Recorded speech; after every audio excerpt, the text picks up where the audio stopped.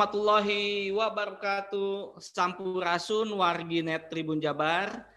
Bertemu kembali dengan saya Oktora Feriawan di program Bincang Pilkada. Nah, hari ini cukup spesial, Jumat 4 September 2020. Kenapa?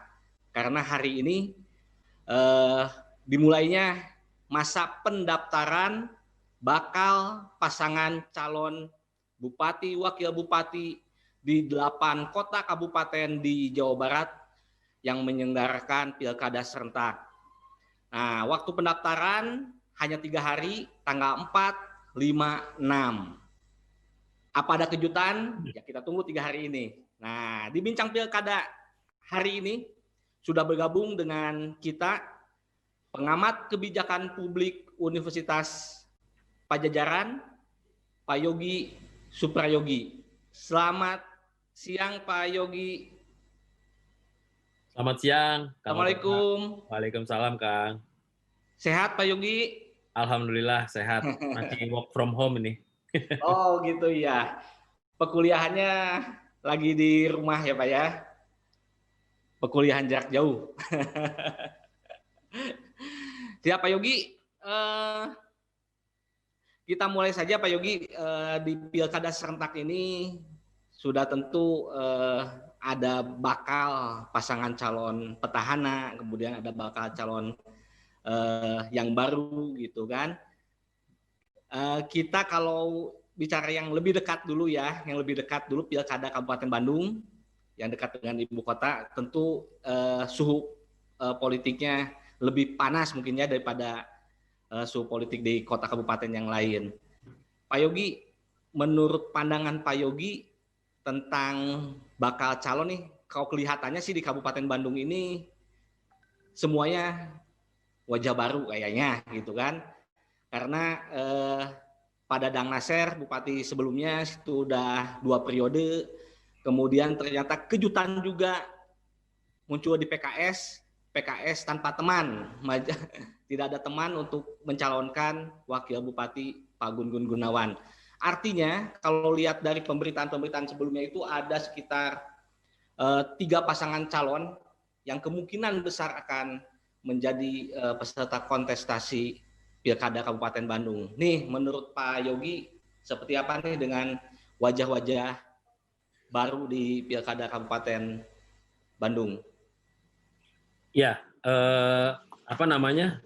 Kalau kita mencermati ini ya, Pilkada Kabupaten Bandung dari sisi kebijakan lah ya, kebijakan pemerintahan Pak Dadang Nasir kemarin, itu kan beliau sudah banyak membangun beberapa hal lah ya.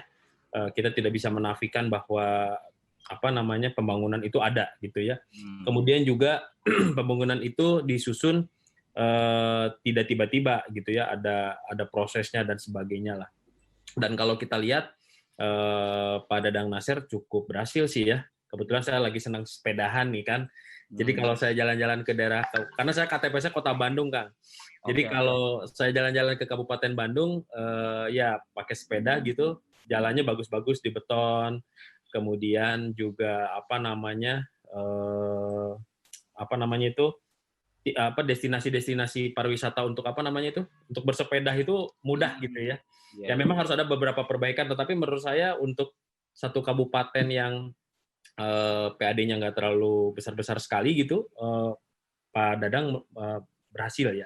Nah, kalau kita ulas keberhasilan ini seharusnya bisa dilanjutkan oleh penggantinya siapapun gitu ya, pengganti kepala daerahnya siapapun dengan kebijakan-kebijakan mungkin yang harus lebih inovatif juga ya.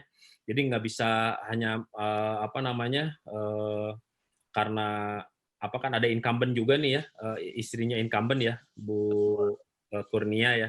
Iya, meskipun incumbent tapi wajah baru Wajah baru, betul. Tapi dalam artian saya melihatnya begini, tidak bisa hanya mengandalkan figur beliau-beliau gitu, tetapi harus ada inovasi kebijakan juga di situ.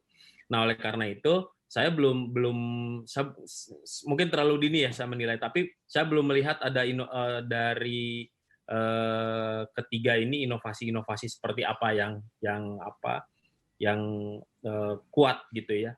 Nah, kalau yang Bu Nia lah ya, itu kan beliau ya ibaratnya bukan incumbent lah ya, KW-nya petahana lah ya itu ya. Jadi KW-nya petahana ini beliau pasti apa namanya, ada inovasi-inovasi nih yang lain. Tapi juga saya juga lihat ada beberapa pasangan lain juga ada inovasi-inovasinya. Tetapi sekali lagi inovasi ini harus realistis, Kang. Contohnya kalau misalnya kita ada salah satu pasangan yang menawarkan misalnya program satu RT berapa 100 juta gitu ya kalau nggak salah. Saya tahu sekali program itu dilakukan di Kota Bandung. Kebetulan saya lagi ada penelitiannya tentang itu program PPK-nya Pak Oded ya. Nah, ketika melakukan penelitian tersebut, anggarannya memang harus ada dulu nih. Ini sisi realistisnya ya. Tapi kalau yang namanya untuk kampanye kan apapun juga dilakukan, menurut saya sih sah-sah saja ya. Nah ini dari pasangan yang ketiga, ini juga saya belum lihat nih inovasi-inovasi kebijakannya seperti apa gitu ya. Tetapi kalau saya melihat dari karakter, sebetulnya pasangan Bu Yena ini punya figur yang bagus nih, wakilnya kan. Ya apa, dari atlet ya, jarang-jarang nih atlet nyalon kan. Nah tapi Atep. Ya, Kang Atep ya, Persib. Jadi ini juga harus mulai diangkat juga kalau menurut saya isu-isu tentang sepak bola olahraga prestasi ya di Kabupaten Bandung, karena kan dulu kalau tidak salah nih saya juga penggemar bola, dulu ada namanya Persikab gitu kan, ya mudah-mudahan bisa membesarkan itu gitu ya, bisa membuat kebijakan-kebijakan seperti itu. Nah, kemudian juga kalau kita lihat dari 3 pasangan ini sebetulnya yang memiliki karakter kuat itu ya karena mungkin ya wajar lah ya, petahana nih ya, Bu Nia dan Pak Usman. Beliau memiliki karakter inovasi kebijakannya agak-agak sedikit keluar lah, sudah mulai gitu kan muncul. Walaupun sebetulnya kita lihatlah nanti dari hasil kan mereka harus mengumpulkan naskah visi misi nih. Nanti kita lihatlah KPU kan pasti akan merilis nih ini naskah visi misinya. Betul. Terus kemudian program prioritasnya seperti apa, saya juga belum lihat bentuknya seperti apa, tapi paling tidak nanti kita bisa mencermati dari situ kebijakan-kebijakan seperti apa. Karena menurut saya pembangunan Pak Dadang Nasir ya dengan Pak Gun Gun 10 tahun terakhir itu ya cukup baik lah mengangkat Kabupaten Bandung menjadi kabupaten yang terbaik gitu ya di Jawa Barat bahkan di Indonesia. Kalau kita lihat banyak juga berbagai macam penghargaan gitu. Tetapi ini memang harus dilanjutkan nanti oleh kepemimpinan berikutnya, justru jangan turun gitu ya prestasi-prestasi ini. Nah, pilkada ini menurut saya juga bagian dari bagaimana masyarakat yang selama ini mungkin belum teraih gitu ya kebijakan pembangunannya oleh Pak Dadang Nasir itu bisa proses bargaining ya, proses tawar-menawar untuk pembangunannya merata buat mereka gitu. Itulah kenapa sebetulnya pembangunan itu seharusnya berkelanjutan, makanya pembangunan di Kabupaten Bandung. Mungkin itu Kang Otara. Oke, Pak Yogi, kita sepakat lah ya, sepakat bahwa julukan Pak Dadang Beton ini memang kita tidak bisa memungkiri, karena betul sekali kalau kita jalan-jalan ke beberapa hampir ke pelosok di Kabupaten Bandung memang udah jalannya boleh dikatakan berbeton, makanya ada julukan bahwa Pak Bupati ini Pak Bupati Dadang Beton katanya gitu kan. Kita tidak bisa memungkiri itu, memang faktanya seperti itu. Pak Yogi nih, untuk siapapun ya, kita bicara siapapun yang nantinya jadi pemimpin daerah di Kabupaten Bandung, ini apa saja sih yang harus dilanjutkan dari programnya Pak Dadang Nasir ini yang mungkin saat ini belum tuntas atau yang harus dijalankan berkesinambungan, kira-kira apa Pak Yogi? Oke. Saat ini ya. Jadi saya sempat melakukan survei itu di sekitar bulan Februari lah, sebelum COVID ya. Sebelum COVID itu survei itu dilakukan di 8 kabupaten kota. Nah, salah satunya ada Kabupaten Bandung. 8 kota kabupaten ini yang sedang mengalami pilkada ya. Nah, Kabupaten Bandung isunya ada 5 sebetulnya yang Hmm. dari hasil survei tersebut. Yang Hmm. pertama itu pendidikan, ya.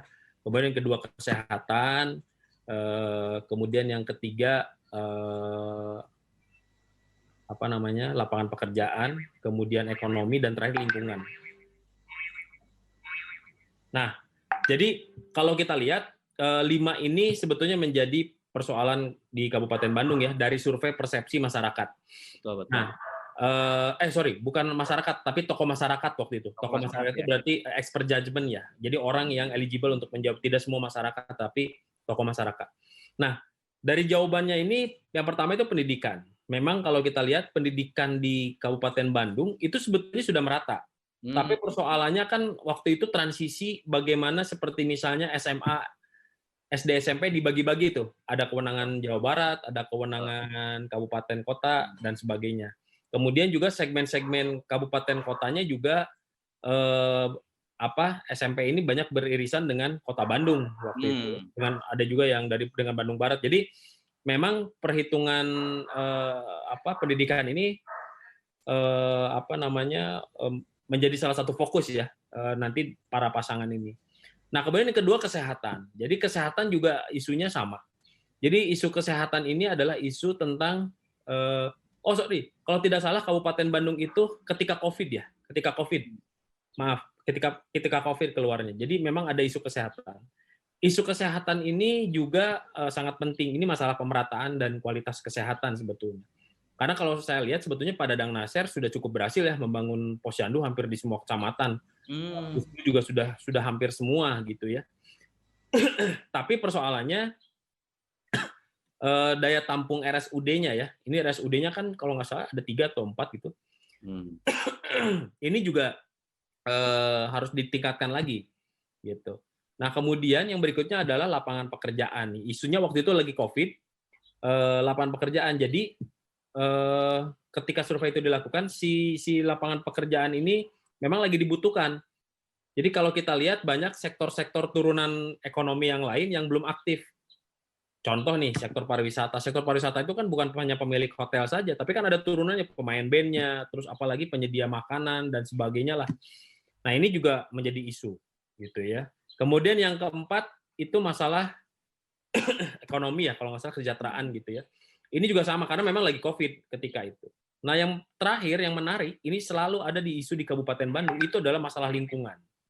Tapi persoalannya kalau kita lihat di Undang-Undang 23 dan di Undang-Undang 23 lah ya tentang pembagian kewenangan antara kabupaten, kota dan pemerintah pusat itu sudah jelas. Kalau yang namanya isu Citarum itu dikelola oleh BBWS. BBWS itu kalau nggak salah oleh Jawa Barat dan pemerintah pusat. Tapi ada memang di situ yang dilakukan oleh kabupaten, misalnya kalau harus pelebaran gitu ya tanahnya, nah itu dilakukan oleh kabupaten. Nah jadi memang, tapi kan kalau masyarakat, saya pun kalau saya jadi masyarakat biasa, ya bukan tidak ada unsur akademisinya, saya akan ngerti bahwa saya nggak mau tahu, pokoknya ini banjir nggak ada gitu kan. Dan isu-isu lingkungan lainnya lah banyak seperti misalnya penggalian pasir ya. Tapi di Undang-Undang 23 sekali lagi penggalian pasir itu bukan wewenang kabupaten, tapi wewenang provinsi, gitu kan. Nah ini jadi tumpang tindih lah. Tapi memang kalau saya pun jadi masyarakat, saya akan menyalahkan Kabupaten Bandung. Betul, menyalahkan. Nah ini jadi memang ini pelajaran lah ya buat pemerintah pusat gitu ya. Bagaimana menyusun undang-undang ini agar tidak merugikan di satu sisi diukur indikatornya, tapi di satu sisi juga ukurannya nggak jelas gitu. Nah ini kembali lagi Kang, kalau ketika kita kembali kepada Dang Naser, pada Dang Naser itu dari sisi kesehatan, beliau itu kan akan membangun RSUD, saya lupa lagi jalan apa ya saya waktu itu, rumah sakitnya besar, tanahnya besar gitu, saya pernah lihat gitu di pinggir jalan daerah Bale Endah, kalau nggak salah di mana ya, itu cukup besar. Tetapi ya ini kurangnya kepala daerah yang informatif ya.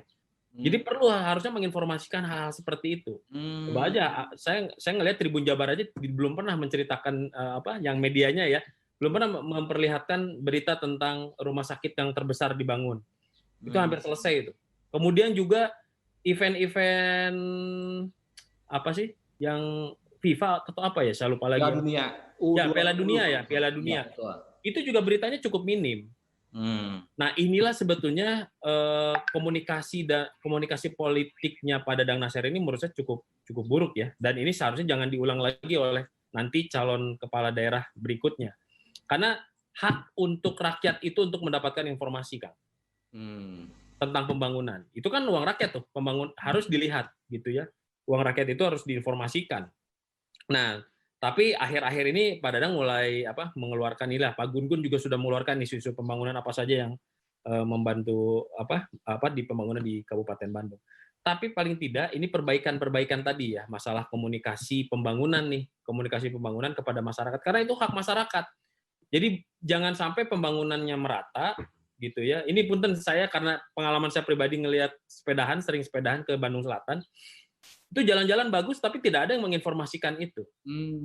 Padahal kan kalau saya sempat upload di Facebook saya tuh, ketika Facebook saya lagi foto pakai sepeda, kemudian di tengah-tengah sawah ada teman-teman saya dari luar Jawa, ini Bandungnya sebelah mana sih, Kang? Nah, ini kan masalah informatif tadi kan.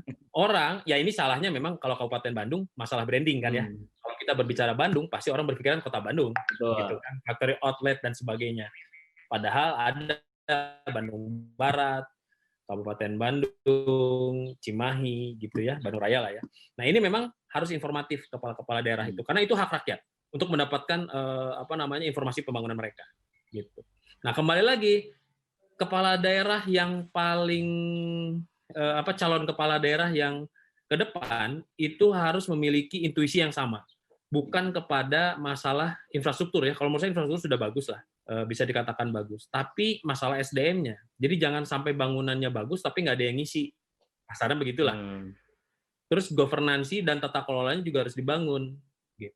Jadi sekali lagi harus sinergis lah ya, gitu kan. Oke, Pak Yogi, mungkin setelah terpilih itu tantangan sudah menanti ya para kepala daerah terpilih, yaitu pandemi COVID ini belum berakhir gitu kan. Kita tidak tahu sampai kapan, mudah-mudahan sih vaksin tersebut memang bisa efektif untuk mencegah penyebaran dari virus, tapi kita juga nggak tahu kan. Yang jelas itu ke depan para calon kepala daerah ini akan langsung dihadapi dengan pandemi yang masih belum berakhir. Itu akan berbeda ya, berbeda dengan keterpilihannya kepala daerah sebelum-sebelumnya nih. Kira-kira ada harus seperti inovasi seperti apa sih kebijakan yang harus ditelurkan nanti gitu untuk kepala daerah terpilih di masa pandemi COVID-19 ini? Kalau masalah anggaran sudah tentu kan, masalah anggaran, program kerja, dan ini inovasinya harus seperti apa sih? Ya, jadi menurut saya gini, kita dalam stereotip kita masalah kebijakan keuangan lah ya, misalnya keuangan untuk pemenuhan kebutuhan pembangunan itu biasanya hanya memenuhi APBN aja. Dianggapnya APBN kabupaten yang harus memenuhi semua. Padahal enggak, ada APBN Jawa Barat, ada APBD Jawa Barat, kemudian ada juga APBN, ada juga CSR, Kang, ada juga hutang gitu ya. Itu diperbolehkan sebetulnya. Nah, sekali lagi pembangunan itu perlu ujung-ujungnya duit gitu ya. Kalau uangnya ada, pembangunan itu bisa jalan. Nah, ini para calon juga harus mencari alternatif inovasi kebijakan untuk mencari uang. Ya, bukan hanya dari APBN. Kalau APBN ya gitu-gitu aja. Gitu ya. APBD itu ya gitu-gitu aja gitu, pendapatannya segitu, naiknya nggak akan terlalu besar gitu ya. Tapi coba dilihat alternatif yang lain. Contoh nih ya. Di Kabupaten Bandung itu kan banyak CSR tuh. Banyak industri tuh. Betul. Industri besar ya. Harusnya bisa diambil CSR-nya. Bukan diambil lah, diarahkan ya. Kemudian misalnya Zakat Kabupaten Bandung juga cukup besar. Zakat ini yang seharusnya juga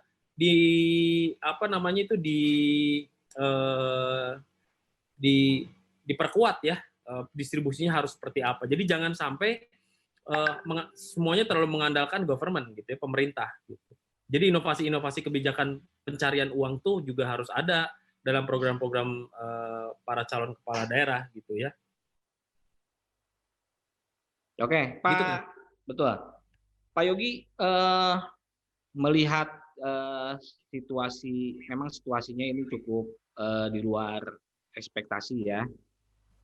Ini saya mau nanya nih Pak Yogi, menurut Pak Yogi nih bakal calon, kemarin-kemarin saya sempat ngobrol sama KPU bahwa partisipasi pemilih ternyata menurun gitu kan, apalagi saat pandemi COVID-19 ini, mereka para pemilih ini seolah-olah ada rasa apatis untuk pergi ke TPS karena takut, masih ada rasa takut meskipun ada jaminan gitu, ada jaminan dari KPU ini aman sehat, tapi tetap aja hasil survei itu menunjukkan bahwa pemilih ini agak takut gitu untuk ke TPS nih. Menurut Pak Yogi, bakal calon yang ada khususnya di Kabupaten Bandung ini mampu tidak untuk menaikkan atau mendongkrak angka partisipasi pemilih dengan 3 calon yang saat ini kemungkinan besar ya, 3 calon yang akan mendaftar? Saya juga kurang yakin ya. Itu katanya trennya tren nasional ya, Kang ya.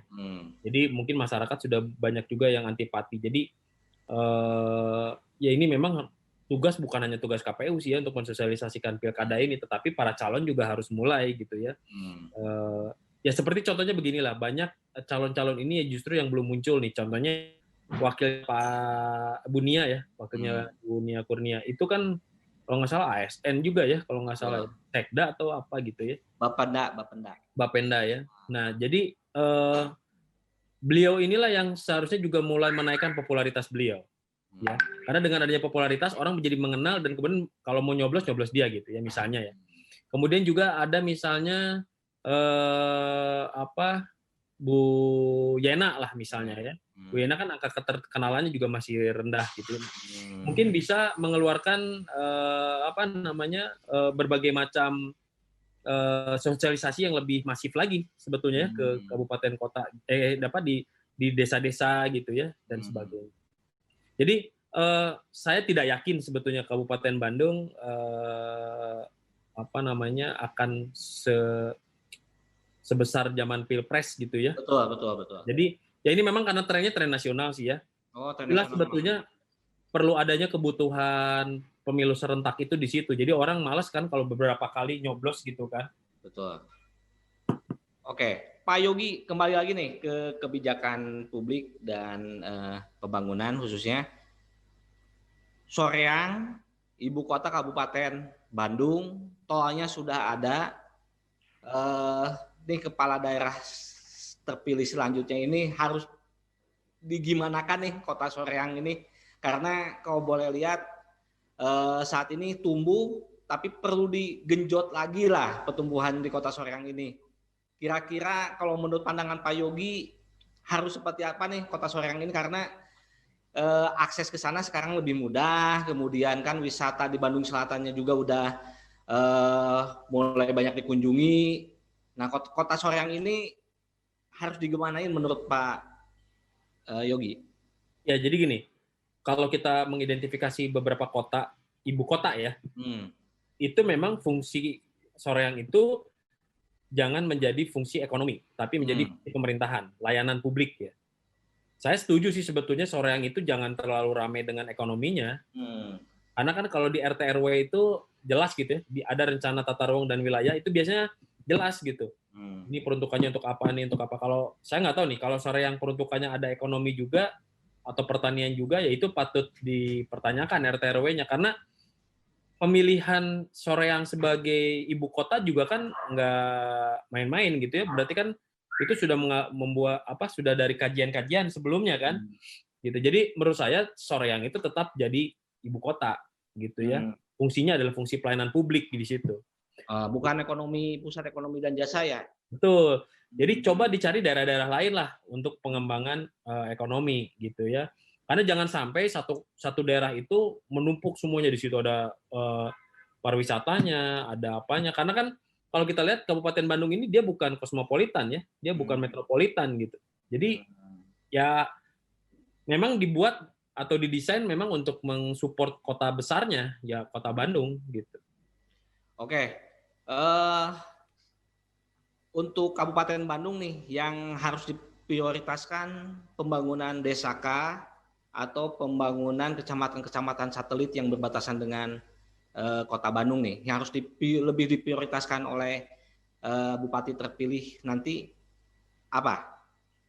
Ya, saya pikir dua-duanya ya, dua-duanya, baik kota-kotanya maupun desa-desanya juga ya. Tetapi harus interkoneksi, linkage, harus apa namanya, berhubungan gitu ya. Jadi jangan saling menegasikan, karena kalau kita lihat misalnya penyuplai beras terbesar itu kan ke Kota Bandung misalnya dari Kabupaten Bandung, ya itu kan ada linkage-nya sudah bagus gitu ya. Tapi kalau kita lihat misalnya sekarang lah, misalnya saya kebetulan sedang menyusun membantu teman-teman dari komunitas ekonomi kreatif di Kota Bandung, itu sedang menyusun Perda Ekonomi Kreatif ya. Jadi kalau kita lihat sekarang yang tukang jahitnya, buat apa namanya itu, buat desainnya dan sebagainya, itu rata-rata dari Kabupaten Bandung, tapi dijual di Kota Bandung, ya. Padahal ekosistem ekonomi kreatif yang bagus itu dari hulu dan hilirnya di satu kota. Nah itu lebih bagus gitu ya. Nah kan sekarang hulunya ada di kabupaten nih. Nah kalau memungkinkan kabupaten juga bisa membuat hilirisasinya di situ. Jadi jualan baju-baju distro yang seperti itu gitu ya, distribution outlet itu bisa di situ. Ya harus dipikirkan lah secara inovatif gitu ya. Apa namanya, kebijakan-kebijakan yang inovatif itu dipikirkan misalnya dari ekonomi kreatif, karena di masa pandemik saat ini kan jawaban yang paling bagus adalah dari ekonomi kreatif sebetulnya. Oke. Pak Yogi, Tegaluar. Sekarang kita ke Tegaluar nih. Kereta api cepat akan berhentinya di sana, gitu kan. Kemudian nanti bupati terpilih juga akan merasakan atau akan dihadapkan dengan Tegaluar yang boleh dikatakan bisa bertumbuh kembang lebih pesat ke depannya. Kebijakan apa yang harus disiapkan oleh bupati terpilih di wilayah Tegaluar? Seperti apa Pak Yogi? Ya, jadi gini Kang Otora, kalau kita lihat pembangunan Tegaluar itu bisa menaikkan pertumbuhan ekonomi. Yang selama ini di daerah Bandung Timur ya, betul, itu sedang naik-naiknya kan. Bahkan kalau kita lihat harga tanah di Kota Bandung, di daerah Bandung Timurnya mahal juga, sama di Kabupaten Bandungnya juga udah mulai naik tuh. Nah, ini harus terintegrasi, disiapkan infrastruktur yang bukan hanya punya milik Kabupaten Bandung, tapi di sini perannya harus Jawa Barat, gitu ya. Peran Jawa Barat itu untuk membangun interkoneksi tadi. Karena kalau tidak salah pembangunan monorail atau LRT ya kalau nggak salah. Betul. LRT ya. Betul, nah LRT ini harus digalakkan lagi. Jadi Kabupaten Bandung harus masuk gitu ya. Karena kalau kita lihat kan LRT-nya Bandung Raya ya kan. Betul. Nah harus masuk ke ke Tegaluar ini. Nah kemudian juga harus ada perencanaan khusus untuk Bandung Timur. Ya. Jadi perencanaan ini adalah perencanaan yang sifatnya terintegrasi gitu ya. Jadi bukan lagi dia kawasan pinggiran, tetapi dia harus menjadi sebuah kawasan baru lah, kawasan pembangunan yang baru. Yang bukan hanya berpihak di Kota Bandung saja, tetapi harus di Kabupaten Bandung juga. Kan kalau kita lihat eksplorasi pembangunan masih di Kota Bandung itu ya, apa namanya itu? Sumarekon kalau nggak salah ya, Sumarekon di situ yang Gede Bage. Tapi yang Bandung Timurnya belum banyak tuh. Apakah itu harus jadi skala prioritas dari bupati terpilih karena kawasan Bandung Timur, Kabupaten Bandung di bagian timur. Nanti kalau saya bilang Kabupaten Bandung Timur ada persepsi lain gitu kan. Kabupaten Bandung bagian timur nih ya. Itu kan udah ada Tegaluar dengan proyek kereta cepatnya dan juga MRT-nya. Kemudian jalan tol juga rencananya Gede Bage Cilacap itu melintasi ke Majalaya. Nah ini harus jadi skala prioritas pembangunan nggak untuk bupati selanjutnya nih? Atau ya udahlah yang penting pembangunan seadanya gitulah. Kalau menurut saya gini, di kawasan Bandung Timur ya gitu ya, ini memang nggak bisa diselesaikan hanya oleh Kabupaten Bandung ya, tapi tadi harus memang terintegrasi bahkan dengan Sumedang ya kalau menurut saya. Nah, cuma memang ada catatannya adalah Kabupaten Bandung jangan hanya jadi penonton di situ, harus berperan aktif juga. Misalnya membuat pertumbuhan ekonomi lah di situ ya, di daerah situ gitu ya. Karena kan biar infrastrukturnya juga bisa masuk gitu kan. Nah kemudian juga libatkan nasional karena kan kereta cepat itu kan proyek nasional. Harus dilibatkan misalnya kalau kita membangun apa namanya itu kayak di Jepang itu apa namanya, ada kota keretanya gitu ya di situ kan. Karena kan parkirnya di situ tuh, yang kereta cepat itu Kang. Betul, betul, betul. Jadi dibangunlah misalnya kota di Tegaluar itu yang ramah terhadap apa konsumen untuk kereta cepat gitu ya. Gitu. Karena mungkin ke depan itu kereta cepat itu menjadi salah satu solusi untuk orang orang nggak usah tinggal di Jakarta lagi. Kalau bekerja di Jakarta bolak-balik aja gitu Ya kan. cuma 2 jam ya. Ya cuma 2 jam gitu kan. 2 jam Bandung Jakarta. Hmm. Oke. Pak Yogi nih, perlu tidak ya banyak mall di Kabupaten Bandung gitu kan? Karena boleh dikatakan investor itu kalau lihat di Bandung, waduh agak sewanya udah mahal, perizinan segala sesuatunya juga agak lebih mahal daripada Kabupaten Bandung, akhirnya memilih untuk berinvestasi di Kabupaten Bandung. Seperti apa? Apakah perlu banyak mall di Kabupaten Bandung, khususnya kalau saat ini kan kita bisa dihitung dengan jari lah ya, di Jalan Terusan Buah Batu baru satu gitu yang wilayah Kabupaten Bandung, kemudian di Majalaya juga baru satu. Nah kira-kira ini untuk mall-mall besar ini perlu tidak untuk di Kabupaten Bandung nih diperbanyak lagi? Kalau menurut saya Kang Autora, saya agak kurang sepakat ya kalau banyak. Kurang sepakat. Karena kalau menurut saya pembangunan itu indikatornya bukan hanya dari mall sebetulnya. Saya melihat justru pembangunan itu dilihat dari sustainabilitasnya ya, apa namanya keberlanjutannya gitu. Yeah. Nah kalau lihat Kabupaten Bandung itu kan sudah asri, banyak sawahnya gitu. Nanti saya nggak bisa sepedahan lagi, banyaknya mall justru. Justru gitu. Yang harus ditawarkan adalah berbeda dengan Kota Bandung. Kalau mohon maaf ya, kalau ibaratnya kita ingin mengalahkan Kota Bandung akan salah. Karena fungsi Kota Bandung itu jadi kota jasa. Tapi kalau Kabupaten Bandung justru kota yang penyuplai produknya tadi. Betul. Kalau berubah lagi menjadi kota jasa, ya fungsi ini keseimbangannya akan hilang gitu kan. Jadi menurut pandangan dari Pak Yogi ini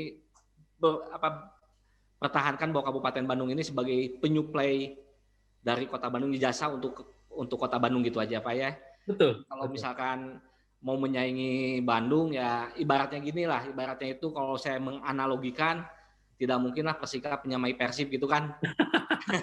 Tapi tapi kan mungkin aja dari prestasi yang lain mungkin bisa gitu kan. Betul. Pak Yogi, ini ada titipan pertanyaan dari Radio Sonora dan Raka FM. Kebetulan tayangan ini juga disiarkan di Radio Sonora Raka FM yang juga grup dari kami Kompas Gramedia. Ini ada pertanyaan nih. Pertanyaan pertama, kemungkinan golput ada berapa persen nih di Kabupaten Bandung? Golput ya. Aduh. Saya bukan pakar politik, tapi kalau saya lihat kemungkinan akan berbeda lah dengan yang Pilpres ya. Katanya agak lebih besar lah daripada Pilpres golputnya. Gitu ya. Karena kalau saya ngelihat tren nasional ya kan. Mungkin akan cukup besar. Dan ini sebetulnya yang belum memutuskan pun cukup banyak juga Kang Swing voter masih banyak ya, swing voter itu ya. Gitu. Jadi mungkin ini ya kalau menurut saya sekarang sudah saatnya bukan bagi-bagi uang Kang. Tapi bagaimana berdiskusi tentang apa namanya kebijakan-kebijakan apa yang paling bagus gitu ya, yang ramah terhadap masyarakat. Dan sudah tidak jangan lagi lah ada namanya politik-politik yang kayak zaman Pilpres itulah nanti menegasi yang negatif gitu kan ya. Ada istilah nanti cebong apa lagi kadal gurun apa namanya. Tapi kayaknya kalau lihat dari koalisi yang ada saat ini kayaknya udah menyatu semua. Udah menyatu ya. Ya mudah-mudahan lah. Beberapa partai yang kemarinnya agak ada dua kubu ini sekarang udah berkoalisi lah. Contohnya kan Golkar sama Gerindra berkoalisi. Berkoalisi ya. Bunia sama Pak Usman gitu, yang lainnya juga sama lah. Pertanyaan kedua dari Sonora KPM. Pak Yogi, kemungkinan atau antisipasi apa yang harus dilakukan nih khususnya untuk menghadapi kemungkinan adanya serangan fajar, karena boleh dikatakan bahwa dari segi psikologis pemilih di Kabupaten Bandung ini ya boleh dikatakan masih rawan untuk disogok di akhir-akhir saat pencoblosan itulah. Subuh sebelum pencoblosan kemungkinan besar ada lah gitu lah ya, ada serangan-serangan pajak. Ini antisipasinya seperti apa Pak Yogi? Kalau menurut saya nggak apa-apa, Hmm. bagus lah kalau mau serangan pajar pakai uang sebanyak apapun gitu ya. Hmm. Karena sebetulnya masyarakat sekarang sudah mulai cerdas kan. Hmm. Masyarakat kita udah mulai cerdas. Uangnya diambil tapi milihnya yang lain mungkin aja sekarang kan. Karena ya kalau lihat dari beberapa survei ya tetap pilihan itu hak masing-masing gitu ya. Uangnya diambil ya nggak ada masalah kalau menurut saya. Jadi apa namanya politik uang ini kalau dulu mungkin berlaku gitu ya. Tapi sekarang kalau misalnya tiga calon ini ngasih uang, tapi kalau pilihannya ada di masyarakat, mungkin aja kan. Bukan lagi saling besar-besaran uang tuh. Dia udah berpikirnya akan berbeda gitu. Betul. Jadi jadilah pemilih cerdas ya. Cerdas ambil uangnya, nyoblosnya sesuai dengan hati nurani. Gitu nggak apa-apa. Karena gini, kita akan mencoba menghentikan. Kalau coba menghentikan sulit kan. Kalau kita coba menghentikan itu akan sulit. Tetapi bagaimana kita bernegosiasi dengan itu? Oke. Pertanyaan selanjutnya, ada lagi pertanyaan? Ada. Ini masih dari Sonora Raka FM. Kebetulan ini dari pendengar Sonora Raka FM juga. Bagaimana pelaksanaan pilkada dalam situasi COVID yang belum menentu ini? Oh ya, ini tetap harus melakukan protokol-protokol kesehatan kan. Contohnya yang pertama kampanye massa, mengumpulkan massa banyak itu jangan ya. Karena KPU juga sudah membuat edaran kalau door to door boleh, tapi kalau misalnya ini nggak boleh. Tapi ini harus didukung oleh kebijakan kepala daerah sekarang juga. Jadi misalnya disiapkan juga nanti protokol-protokol kesehatan untuk tempat pencoblosan ya nanti. Gitu. Jadi KPUD-nya memang harus bekerja lebih keras gitu ya. Nah, kemudian media kampanye online juga harus disiapkan. Nah, oleh karena itu saya pikir pembangunan infrastruktur digital di Kabupaten Bandung juga menurut saya sudah mulai ya belum merata sekali sih, tapi paling tidak sudah ada lah ya di desa-desa mengenal WiFi gitu. Oke, Pak Yogi, ini pertanyaan yang boleh dikatakan injury time, tapi benar-benar intinya gitu kan. Menurut pandangan kebijakan Bapak sebagai pengamat kebijakan publik nih, melihat bakal calon yang ada di Kabupaten Bandung saat ini, saya sebutkan ya, Bunia petahana, istri dari petahana berpasangan dengan Pak Usman Sayogi yang merupakan birokrasi ya, dia mantan kepala Bapenda Bapenda Kabupaten Bandung. Kemudian pasangan yang kedua ada Pak Dadang Supriyatna sebagai mantan juga anggota DPRD yang baru kemarin mengundurkan diri, berpasangan dengan artis ya, Sarul Gunawan nih. Kemudian yang ketiga ada Ibu Yena yang berlatar belakang pengusaha, berduet atau berpasangan dengan seorang atlet.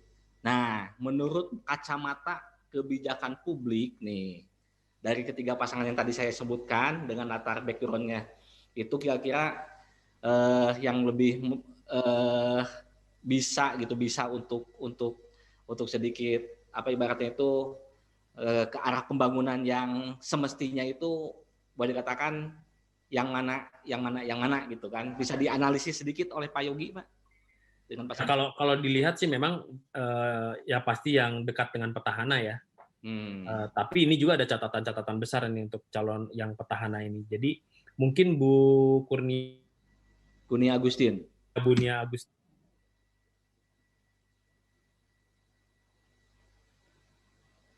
Halo Pak Yogi. Ya. Iya, terputus Pak Yogi, mangga sambung lagi Pak Yogi. Jadi kalau kemarin kita lihat Bunia itu kan punya investasi sosial cukup besar ya. Karena kemarin suaminya bupati di Kabupaten Bandung. Nah, tetapi kalau hanya mengandalkan Bunia sebagai popularitasnya itu agak sulit gitu ya. Nah, harus juga diandalkan Pak Usman Sayogi ini juga harus mulai gitu ya. Karena kalau kemarin-kemarin mungkin beliau bisa sembunyi sebagai ASN, tapi sekarang harus mulai muncul gitu ya sebagai seorang politisi gitu ya, dan mulai mensosialisasikan kebijakan-kebijakannya. Dan menurut saya ya kekuatan ada di petahana ini. Kenapa saya tidak yang kedua yang lain ya, misalnya Pak Dadang dan siapa namanya Pak Sahrul ya. Sahrul itu kan juga dia punya karakter artis gitu ya. Kemudian juga Pak Dadang punya investasi sosial dulu, anggota DPRD ya provinsi gitu ya.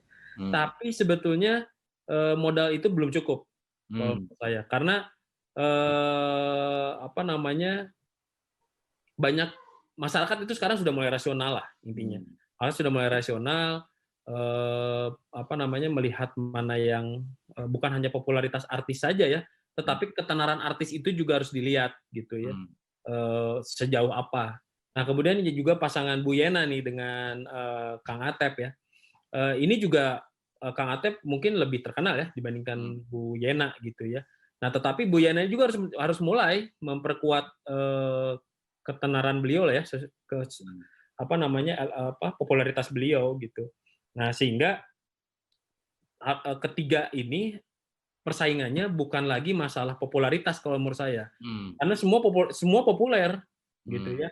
Tetapi dari kebijakannya yang harus mulai apa, yang harus smart gitu ya, Hmm. kebijakan-kebijakan yang harus cerdas gitu ya.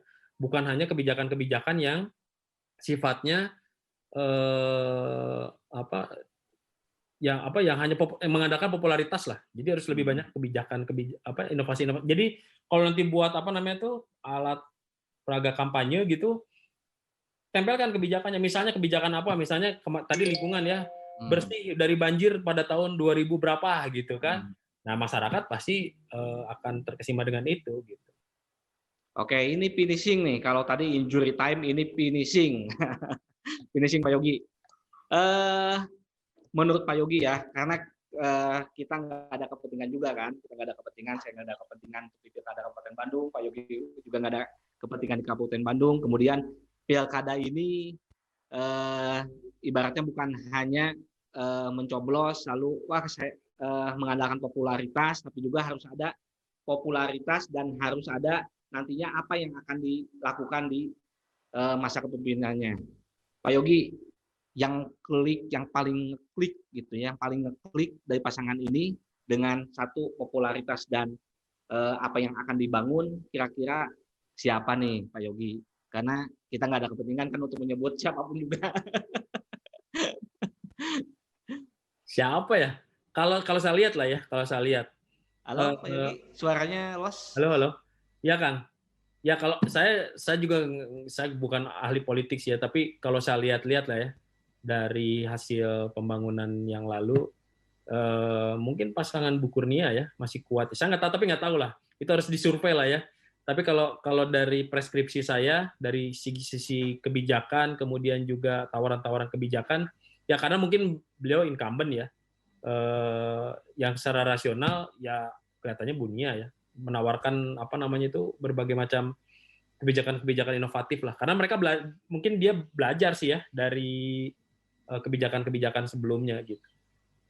Siap Pak Yogi, terima kasih atas waktu dan ketersediaannya Pak Yogi untuk mengikuti program kami. Banyak hal, banyak manfaat yang masyarakat khususnya pemilih di Kabupaten Bandung yang lebih jadi tercerahkan lah, tercerahkan mana sih pasangan yang akan dipilih nanti. Kebetulan kan hari ini tahapan sebenarnya dari meskipun sebelumnya udah ada tahapan-tahapan, tapi mulai hari ini inilah tahapan sebenarnya dari pilkada untuk menentukan pemimpin Kabupaten Bandung 5 tahun ke depan.